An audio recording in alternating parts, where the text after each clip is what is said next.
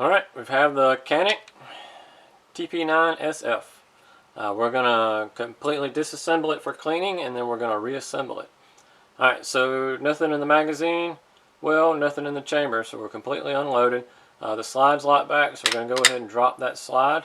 Now I'm going to go ahead and pull this trigger. Now what I'm going to do is I'm going to take this little, it's basically a lever on this side and this side. I'm going to take my thumb and my finger, and I'm going to pull down. I'm going to pull straight down. As I'm pulling down, I'm going to take the slide, and I'm actually going to move it. And you see this little groove right there? I'm going to line that groove up, basically. I'm going to pull down, and then I'm going to send it forward.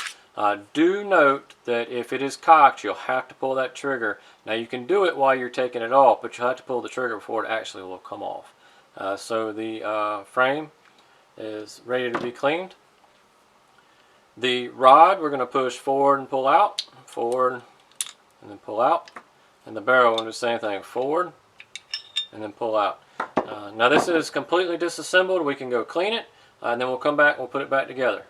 Please like, subscribe, and comment on this video below. Thanks.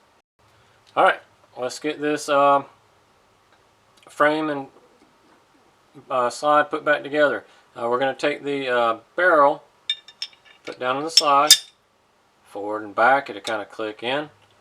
Alright, now the rod, there's a certain way that it goes. The smaller part here goes toward the front. It actually seats down in a little hole right there, and the larger part seats down. You can see this little bevel pretty good actually on that one. See that little bevel right there? It's going to seat down in that little beveled piece.